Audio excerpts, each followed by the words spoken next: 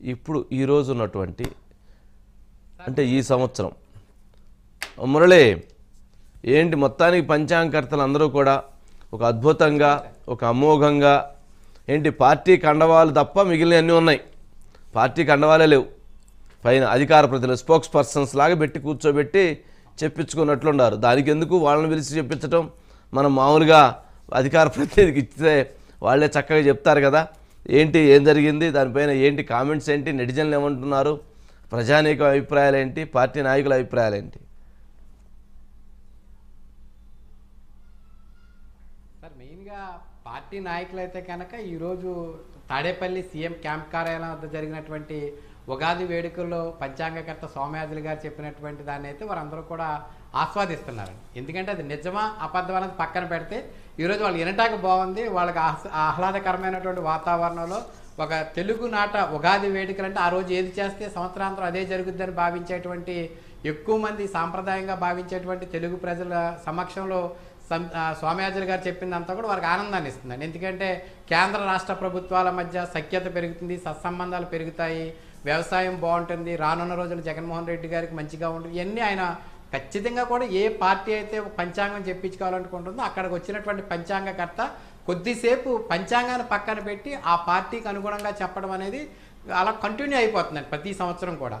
కనీసం ఏ పంచాంగకర్త కూడా అంటే పెద్ద పెద్ద చాగంటి కోటేశ్వరరావు గారు లేకపోతే అటువంటి వ్యక్తులు ఎవరో కూడా ఇటువంటి వాటిని కూడా వాళ్ళు మౌనంగా చూసి కొద్దిసేపు నవ్వుకుని వదిలేయాల్సిన పరిస్థితి ఏర్పడుతుందండి. ఎందుకంటే మీరు చెప్పినట్టుగా నిజంగా కూడా పంచాంగకర్తలు ఆ పార్టీకి అనుగుణంగానే చెప్తున్నారు, ఒకటో రెండు కూడా కనీసం ప్రతికూలంగా ఉంటాయని కూడా చెప్పట్లేదు, పూర్తిగా సానుకూలంగా చెప్పేస్తున్నటువంటి పరిస్థితి.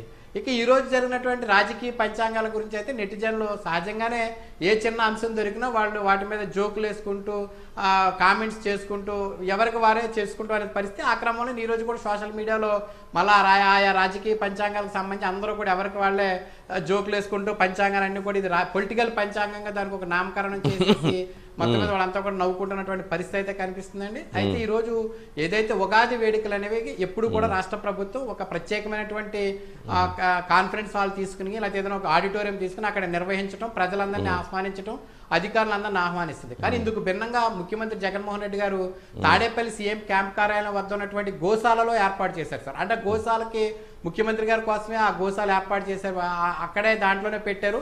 లిమిటెడ్ క్రౌడ్ అండి, కొంతమంది అధికారులు కొంతమంది మంత్రులకు మాత్రమే ఆహ్వానం ఉంది. అక్కడ పూర్తిగా కూడా సాంప్రదాయం ప్రతిబింబించే విధంగా శ్రీ వెంకటేశ్వర స్వామి యొక్క ఆలయ స్టైల్లో ఒక గెటప్ వేసి అక్కడ పూర్తిగా కూడా సంస్కృతి సాంప్రదాయాలు విధంగానే వేశారు. కానీ అటువంటి కార్యక్రమం ఎక్కడైనా ఆడిటోరియంలో, ప్రభుత్వ ఆడిటోరియంలో కానీ ప్రైవేట్ ఆడిటోరియంలో కానీ నిర్వహించడం అనేది ఒక పద్ధతిగా నడుస్తుంది. కానీ అందుకు భిన్నంగా ముఖ్యమంత్రి గారు వాళ్ళ మంత్రివర్గ సభ్యులు కొంతమంది అధికారులకే పరిమితం చేయటం, అక్కడ జరిగినటువంటి సాంస్కృతిక కార్యక్రమాల వరకు కూడా బయటికి వినిపించకపోవటం, ఎవరైతే పంచాంగం చెప్పినటువంటి సోమయాజులు గారు వాడు అక్కడే వారికి ఉద్దేశించే పంచాంగం చెప్పడం అనేది కొన్ని విమర్శలకు కూడా తావిస్తుందండి. ఎందుకంటే ప్రభుత్వం నిర్వహించే ఉగాది వేడుకలు అనేది అందరికీ అందుబాటులో నిర్వహించాలని చెప్పి ప్రతి ఒక్కరూ కోరుకుంటారండి. అక్కడ ఏం జరిగినా జరగకపోయినా కొంతమంది ఔత్సాహికులు వెళ్ళి వాటిని పరిశీలిస్తారు, చూస్తారు, ఇటువంటి పంచాంగాన్ని అందరూ వింటారు. కానీ అందుకు భిన్నంగా రాష్ట్ర ప్రభుత్వం నిర్వహించదు ఉగాది వేడుక.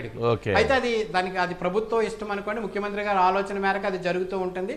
అయితే ఈ రోజు ఆ పంచాంగ శ్రవణంలో దాదాపుగా కూడా మొట్టమొదటిసారిగా ముఖ్యమంత్రి జగన్మోహన్ రెడ్డి గారు భారతీయ గారి నుదుటిని బొట్టు పెట్టారు. అంటే ఎప్పుడు పెట్టుండొచ్చు కానీ బయటికి రాలేదు, ఈసారి బయటికి కూడా కనపడటం కూడా అది కొంతమంది నెటిజన్లను బాగా ఆకర్షించిందండి. ముఖ్యమంత్రి జగన్మోహన్ రెడ్డి గారు సతీమణి భార్యకి బొట్టు పెట్టడం అనేది ఎప్పుడు బయటికి రాదు కానీ కొంత ఇంట్రెస్ట్గా ప్రతి ఒక్కరు కూడా పెట్టడం చూడటం జరిగింది. అదేవిధంగా అక్కడికి వచ్చినటువంటి ప్రతి చిన్న పిల్లల్ని, ఎవరైతే వేద పండితులు ఉంటారు, చిన్న చిన్న పండితులు నేర్చుకున్న పిల్లలు, వారందరినీ కూడా ముఖ్యమంత్రి గారు సహజంగానే ఆయన ఆశీర్వదించడం, బొగ్గలు గెలవడం అన్నీ అదొక ఆయనకు ఒక సరదాగా చేసిన కార్యక్రమం జరిగింది సార్. అయితే ఓవరాల్గా ఈరోజు పంచాంగ శ్రవణం అయితే మాత్రం వైసీపీకి చాలా సానుకూలంగా ఆ పంచాంగ శ్రవణం చెప్పడం జరిగిందని మనం భావించవచ్చు సార్. అయితే ఇంకొక ముఖ్యమైన విషయం ఏంటంటే శుభకృత నామ సంవత్సరం నుంచి శోభాకృత నామ సంవత్సరంలోకి అడుగు పెట్టామండి. శుభకృత నామ సంవత్సరంలో వైసీపీకి కొంత ప్రతికూల ఫలితాలు ఎదురైనాయని మనం భావించవచ్చండి. ఎందుకంటే ముఖ్యంగా ముఖ్యమంత్రి జగన్మోహన్ రెడ్డి గారు వై నాట్ 175 అనే స్లోగన్ తీసుకున్న కాడి నుంచి కూడా ఆయనకి ఎందుకో ప్రతికూల పరిస్థితులు మొదలైనాయండి. ఎందుకంటే అంతకుముందు చిలకలూరుపేటలో ఒక ఇంటికి తీసేసారు, నన్ను ఎవరో ఇంటికి పేకలేరండి. తర్వాత వై నాట్ 175 అన్నారు. వై నాట్ 175 అన్న తర్వాత ఆయన మీరు వేరువేరుగా రండి, మీరు అందరూ కలిసి ఎందుకు వస్తున్నారని ఆయన తెనాల్లో మాట్లాడారండి. తీరా చూస్తే కనుక పట్టభద్రుల నియోజకవర్గాలు జరిగినటువంటి ఎన్నికల్లో ఆ పట్టభద్రులు అందరూ కూడా జగన్మోహన్ రెడ్డి గారికి షాక్ ఇచ్చారు. అసలు ఎవరు ఊహించిన విధంగా మెజార్టీలు ఏదైతే విశాఖపట్నం రాజధాని చేస్తాను, విశాఖపట్నంలో నేను సమ్మిట్స్ పెట్టాను, ఇది ఒక అద్భుతమైన రాజధాని అవబోతుందని చెప్పినటువంటి ఉత్తరాంధ్ర ప్రాంత వాసులే టీడీపీకి అధిక మెజార్టీ ఇచ్చింది.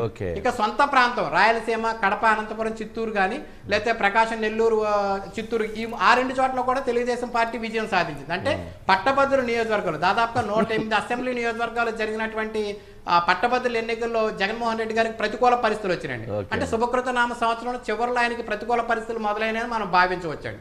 అది పక్కన పెడితే ఈ రోజు శోభాకృత నామ సంవత్సరం ప్రారంభమైన తర్వాత ఆయనకు ఒక అగ్ని పరీక్ష రేపు జరగబోతుందండి. ఎందుకంటే రేపొద్దున శాసనసభ్యులు ఎన్నుకునేటువంటి శాసన మండలి సభ్యుల ఎంపిక ప్రక్రియ ఉందని, రేపు ఎన్నికలు జరగబోతున్నాయి. ఇప్పటి వరకు కూడా సహజంగా ఎమ్మెల్యేల గణాంకాల ప్రకారం అభ్యర్థులు పోటీ ఉంటారు. కానీ ఈసారి తెలుగుదేశం పార్టీ పోటీ పెట్టింది. అక్కడ పంచుమర్తి అనురాధ ఒక బీసీ సామాజిక వర్గానికి సంబంధించినటువంటి మహిళను పోటీ పెట్టారు. అంటే అక్కడ 22 ఓట్లు కనుక ఆవిడకి పడితే కనుక ఖచ్చితంగా టీడీపీ ఒకటి విజయం సాధిస్తుందండి. ఉన్న 7లో ఒకటి వైసీపీ కోల్పోతుంది. దాంతో వైసీపీ పార్టీ కూడా అప్రమత్తమైంది. ఎందుకంటే పట్టభద్రుల నియోజకవర్గాల్లో మనకు ఎదురు దెబ్బ తగిలింది. ఇక్కడ కొంతమంది శాసనసభ్యులు అసంతృప్తి ఉంది. కనుక శోభాకృత నామ సంవత్సరంలో కూడా జగన్మోహన్ రెడ్డి గారికి స్టార్టింగే ఒక అగ్ని పరీక్ష లాంటి ఎన్నిక రేపు జరగబోతుంది సార్. దాని ఫలితం ఎలా ఉంటుంది అనేది చూడాలి. ఎందుకంటే అక్కడ 6 వైసీపీ నెగ్గినప్పటికీ కూడా 7వది చాలా కీలకంగా మారబోతుంది. అది ఎట్లా ఉంటుంది అన్నది చూడాలి సార్. ఓవరాల్ గా చూస్తే కనుక ఈ ఏడాది పంచాంగ శ్రవణం ఎలా ఉందో మనకి అంటే ఒక ప్రభుత్వం నిర్వహించిన పంచాంగ శ్రవణంలో జగన్మోహన్ రెడ్డి గారికి ఫేవర్ గా నడిచింది సార్. అంటే ఒక కీలకమైనటువంటి అంశం ఉంటుంది మురళి. జగన్మోహన్ రెడ్డి గారు ప్రతిపక్ష నేతగా ఉన్నప్పుడు ఆయన ఏం చెప్పారు, అధికారంలోకి వచ్చిన తర్వాత ఆయన ఏం చేశారు అన్నది ప్రజలు విశ్లేషించుకుంటూ ఉంటారు. దానికి పరిణామాలు, పర్యవసానాలు, దాని రిజల్ట్స్ ఈ ఇయర్లో బయటకు వస్తూ ఉంటాయి ఎలక్షన్ నాటికి. ఇక అదేవిధంగా ముఖ్యమంత్రి గారు సంక్షేమము, అభివృద్ధి అనేటువంటి అంశంలో నేను సంక్షేమమే నాకు ప్రాధాన్యత, మిగిలిన అంశాలు నాకు సంబంధం లేదు. ఇలాంటివి అమరావతి ఇష్యూ, పోలవరం ఇష్యూ, ప్రత్యేక హోదా ఇష్యూ, ఇలాంటి అనేకమైనటువంటి ఇష్యూస్లో ఆయన ఎక్కడా కూడా తను అడుగులు వేసినట్టుగా కనపడలేదు. అలాగే ప్రజలకు సంబంధించినటువంటి ఉపాధి అవకాశాలు కల్పించడంలో కూడా ఆయన ఎక్కడా ఒక స్పీడ్ స్టెప్ తీసుకోలేదు. శాండ్ పాలసీ ఆ రోజు వారు చెప్పింది ఏంటి, ఇప్పుడు అమలవుతుంది ఏంటి? ఎక్సైజ్ పాలసీ వారు ఆ రోజు చెప్పింది ఏంటి, ఈరోజు అమలవుతుంది ఏంటి? ఇలాంటివి అనేకమైనటువంటి అంశాలు జాబ్ క్యాలెండర్ దగ్గర నుంచి మొదలుపెట్టి అనేక అంశాలు చర్చకు వస్తాయి.